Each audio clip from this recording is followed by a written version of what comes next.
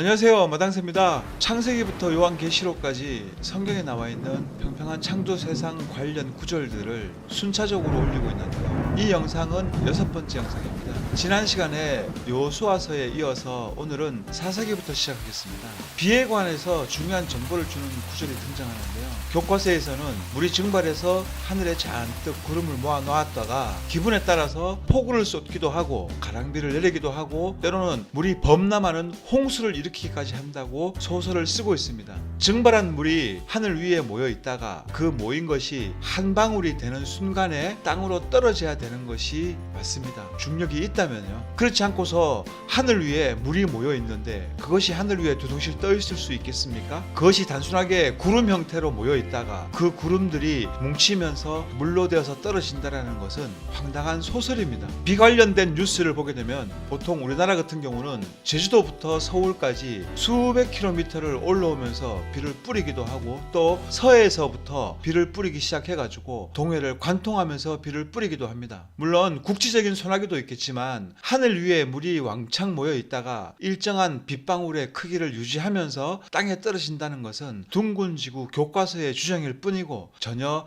현실적으로 맞지도 않는데 교과서에 나오니까 역시나 그냥 믿어버리게 되는 겁니다. 성경 말씀은 비에 관해서 이렇게 말씀하고 있습니다. 사사기 5장 4절 주여 주께서 세일에서부터 나오시는데 에돔의 들에서부터 진행하실 때에 땅이 진동하며 하늘들이 물을 내리고 구름들도 물을 내렸나이다. 하늘에서 비가 내리기도 하고 구름들도 비를 내린다고 말씀하고 있는데 이 구절을 보게 되면 두 군데서 비가 내려온다는 것을 알 수가 있는 겁니다. 제가 예전에 성경적 비와 번개의 진실이라는 영상을 만들어 올린 적이 있는데요. 불편한 사람들이 굉장히 많았는지 그 영상이 유튜브에서 잘렸습니다. 삭제당해 버렸는데요. 성경 여기저기 구절들을 합쳐서 생각하다가 제가 내린 결론을 현실에 맞추어 보고 올린 영상이었는데요. 간략하게 설명드리면 노아의 홍수를 성경 기록을 통해서 보게 되면 하늘 도움에서 창이 열리고 거기서 비가 내렸다고 기록되어 있는 부분이 있습니다. 성경적으로 비가 오는 곳은 하늘 도움과 구름입니다.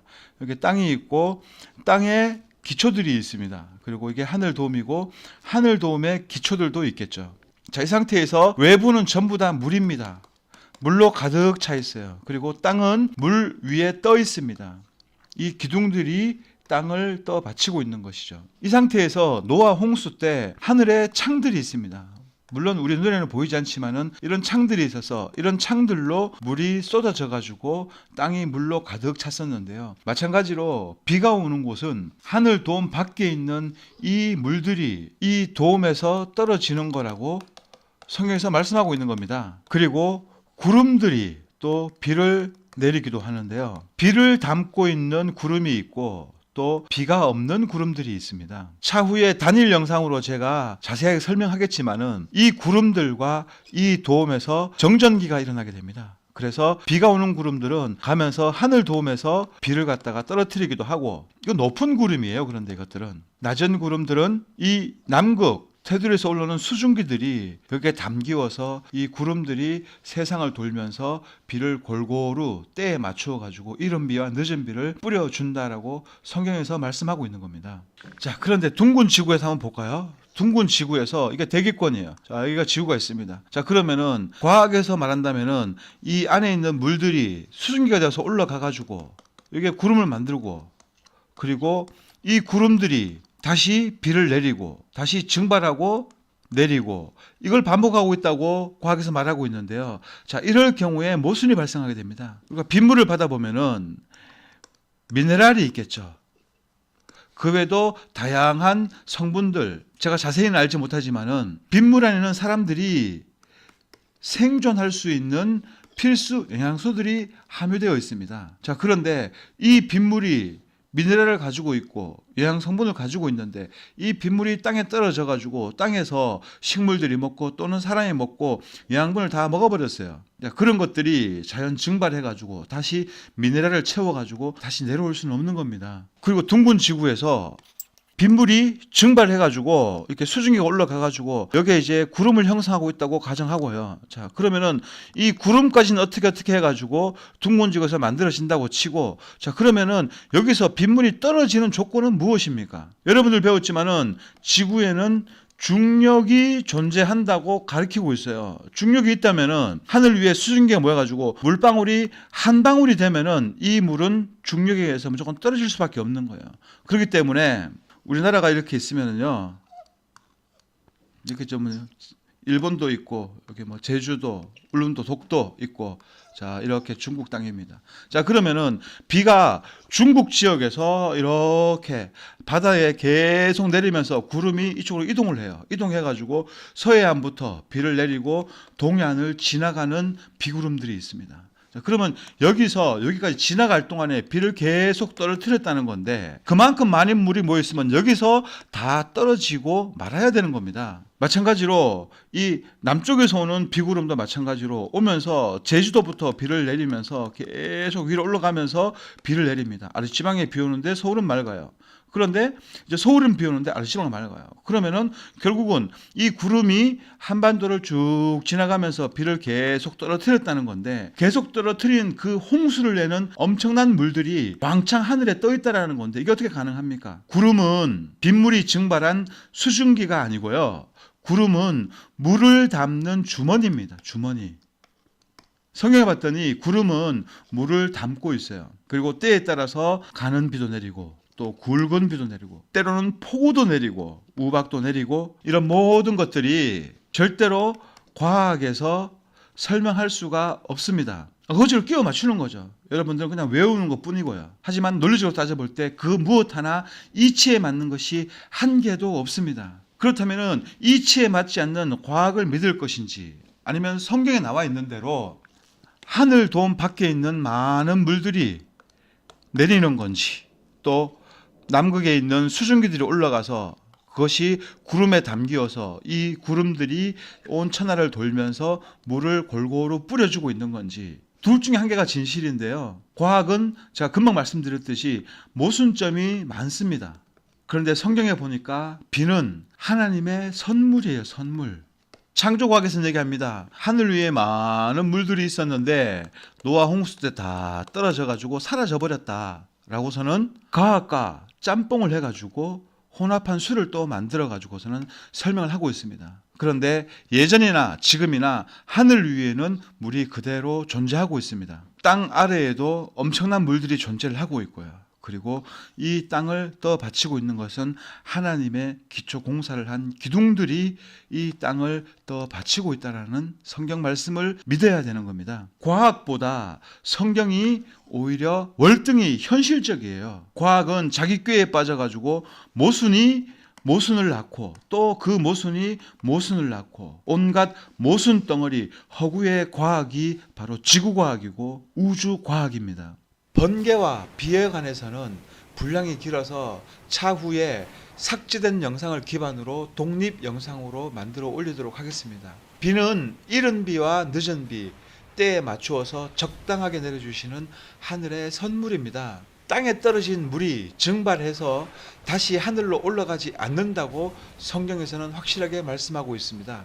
비는 증발한 물이 아니라고 성경에서 말씀하고 있고, 사탄은 거짓말투성이인 교과서를 통해서 증발한 물이 비로 내려온다라고 거짓말을 하면서 질량이 불변한다는 건지 에너지가 불변한다는 건지 모순된 가짜 이론들을 덮어놓고 거기다가 법칙이라는 말 같지도 않은 모순덩어리 이론을 가르치고 있습니다. 비는 하나님의 은혜로 하늘에서 내려오는 물이라는 사실을 확실히 믿으시길 바랍니다. 이 영상 후반부에 또 비가 나오니까 일단 여기서는 간략히 넘어가도록 하겠습니다. 다음 구절로 넘어가서 사사기 5장 20절, 그들이 하늘에서부터 싸우되 별들이 자기들의 다니는 길에서 스시라와 싸웠도다. 자, 이 구절은 시적인 표현 같기도 하고 예언적 표현 같기도 한데요. 하나님의 군대와 사탄의 타락한 천사들이 하늘에서 싸움을 하는 종말대 상황을 예언적 시로 표현한 것이 아닐까 하고 저 혼자 추측해 보는데요. 이 구절에서 보면 우주가 아니라 하늘 안에 별들이 있고, 별들은 자기 궤도가 있어서 자기 궤도로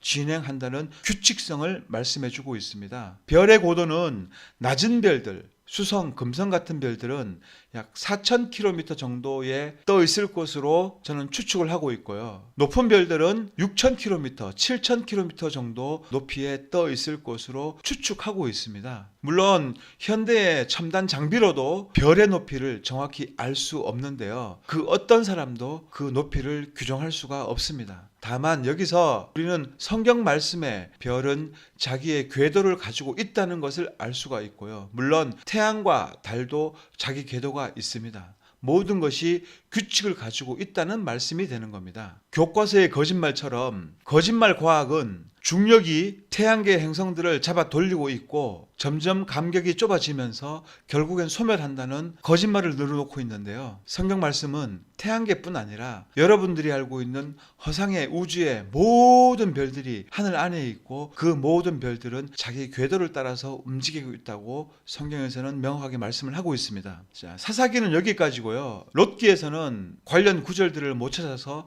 사무엘상으로 넘어가겠습니다. 사무엘상 2장 8절 그분께서 가난한 자들을 먼지에서부터 일으키시며 거지를 거름더미에서 들어 올리사 통치자들 가운데 앉게 하시고 또 그들이 영광의 왕자를 상속받게 하시나니 이는 땅의 기둥들이 주의 것이요 또 그분께서 그것들 위에 세상을 세우셨기 때문이라. 여기 보니까 우리가 사는 세상 땅 아래에 땅의 기둥들이 있다고 말씀하고 있습니다. 창세기 1장과도 일맥상통하는 내용인데요. 물에서 형태가 있는 땅을 뽑아내어서 땅을 만드셨을 때 먼저 땅에 기초 공사를 하셨다는 말씀의 증거 중에 하나입니다. 우리가 건물을 지을 때 먼저 토목 공사를 하듯이 이 세상도 마찬가지입니다. 세상 땅을 창조하실 때 먼저 기초 공사로 기둥을 먼저 만드셨다는 것을 알 수가 있고요. 이 기둥들은 땅을 받치고 땅이 물에 떠 있는 역할을 하게 만듭니다. 엄청나게 큰 기둥이라는 것을 생각할 수가 있고요. 이것 역시 둥근 지구에서는 있을 수 없는 구조입니다. 오직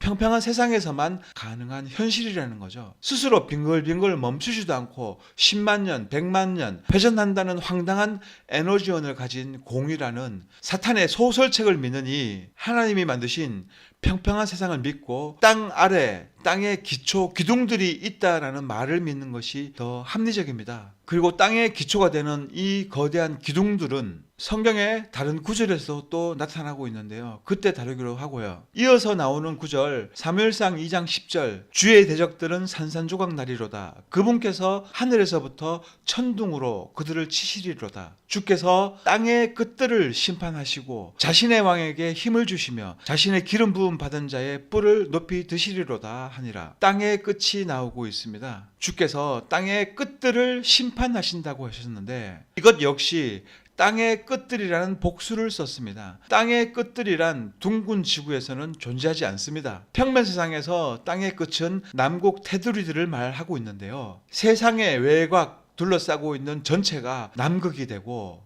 이 남극 테두리들이 땅의 끝 지역이 됩니다. 그래서 이 구절도 둥근 지구가 아니라 평평한 원반 위에 땅이 있다라는 말씀이 맞습니다. 사무엘하로 넘어가겠습니다. 사무엘하 21장 16절 그 거인들의 아들들 중에서 무게가 노수로 300세겔 나가는 창을 들고 세 칼을 찬 이스비바노비 다윗을 죽이려 하였으나 자 여기서 거인의 아들 이스비바노비 나옵니다. 그런데 이 거인의 아들이 들고 있는 창의 무게가 300세겔이라고 했습니다. 1세겔이 11.43g이라고 하니까 300세겔은 약 3.4kg이 됩니다. 그런데 창이 3.4kg이라고 하면 뭐 그렇게 무겁지도 않고 그래서 노술 재는 세겔은 무게가 틀린 것 같습니다. 아무튼 성경에서 창의 무게를 표시를 했어요. 300세겔 나가는 창. 그 무게는 우리가 정확하게 알 수 없지만 창이 굉장히 무거웠다는 것을 알 수가 있습니다.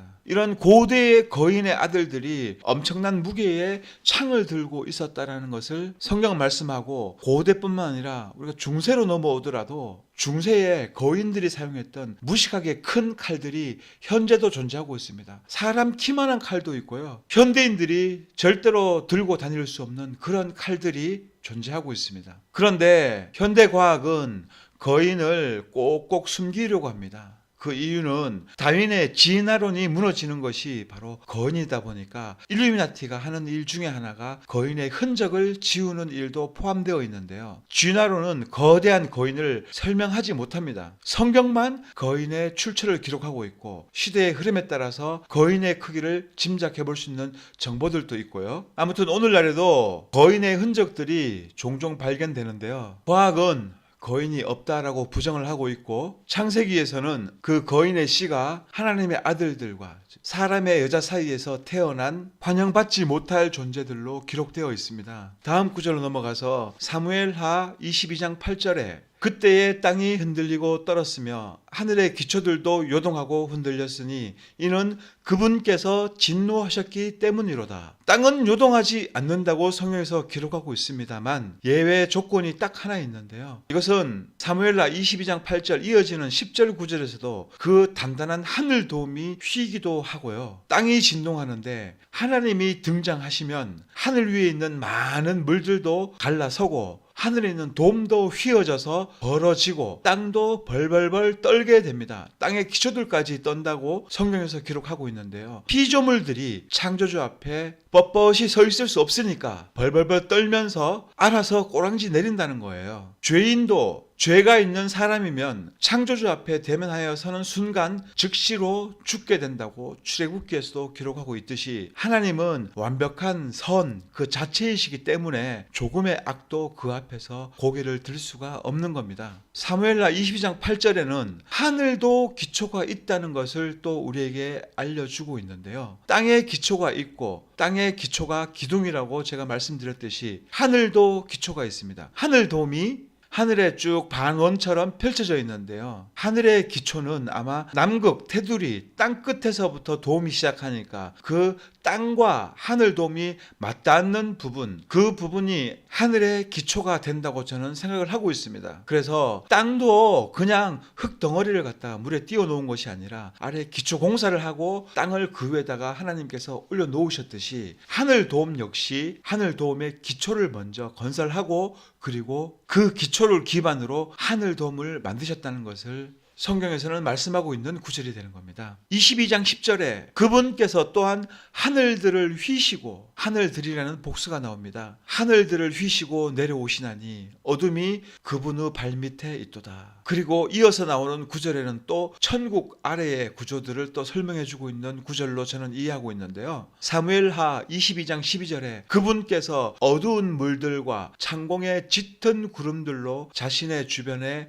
어둠의 천막을 삼으셨으니, 이 구절도 문자 그대로 놓고 보면 어떤 의미가 되냐면 우리가 하늘을 보면 검은색이 됩니다. 낮에는 파란색이고 밤에는 검은색인데요. 우주라서 검은 것이 아니고요. 하늘돔 위에 엄청난 물들이 어두운 색이었어요. 어두운 물들이 엄청나게 많이 모여 있으니까 검은색이 되는 겁니다. 그리고 그 물 위에 하나님의 보좌 주변에 하나님의 구름들이 융단처럼 깔려 있어서 하나님 보좌 주변을 덮고 있다고 이 구절에서 정보를 주고 있습니다. 또 이 하나님의 구름들이 하늘 돔을 만드는 재료가 되었고 또 돔 바깥에 엄청난 물들을 싸매고 있는 겁니다.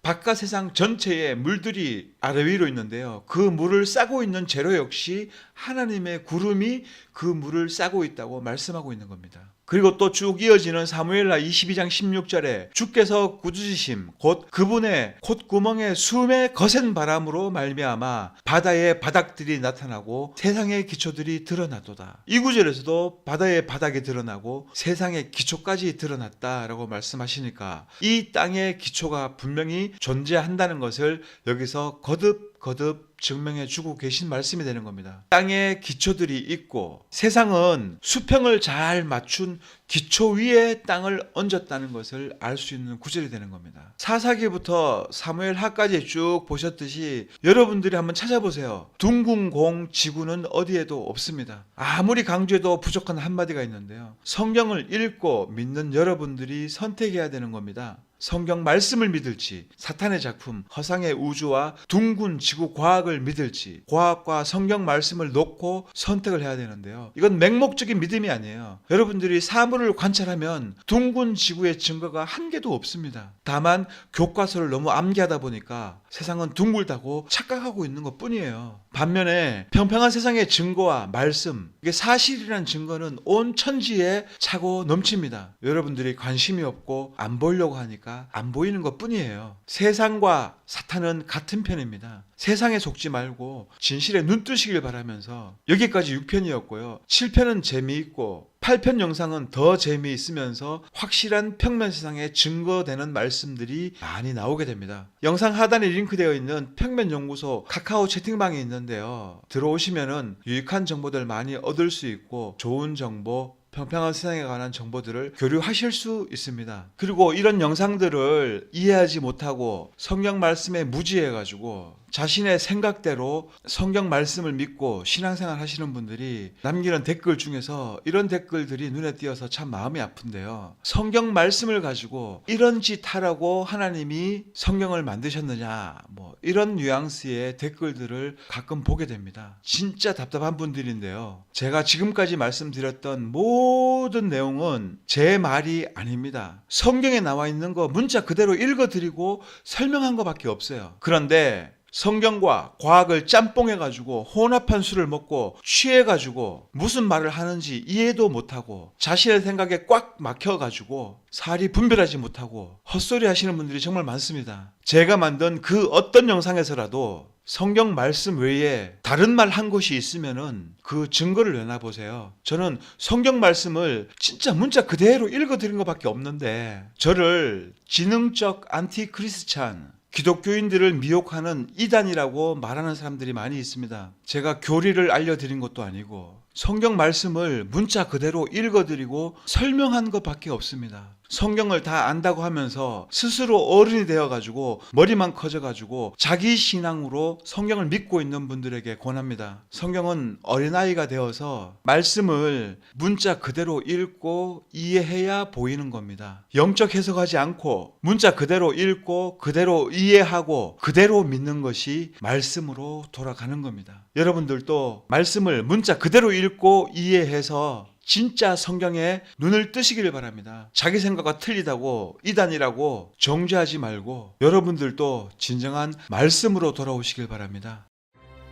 진정한 말씀으로 돌아가는 것은 말씀을 문자 그대로 읽고 그대로 믿는 겁니다. 거기다가 과학을 짬뽕해가지고 짜 맞추는 것이 아니라 하늘 위에 물이 있다고 말씀하셨으면 물이 있는 거예요. 예전에 있었는데 지금은 없다, 이런 거 없어요. 하나님은 세상을 평평하게 창조하셨고 여러분들은 평평한 세상에 살고 있습니다. 하나님이 만든 창조 세상을 정확하게 알고 그 창조 세상을 통해서 하나님을 찬양하고 하나님을 높여드리길 바라고요. 사탄이 만들어 놓은 가짜 우주를 들고 하나님을 찬양하는 어리석은 짓은 이제 멈추어야 됩니다. 부족하지만 이 부족한 영상을 통해서라도 한 명이라도 깨닫기를 바라겠습니다. 예수님께서 여러분들의 눈을 활짝 열어주시길 바라면서 오늘 영상을 마치겠습니다. 감사합니다.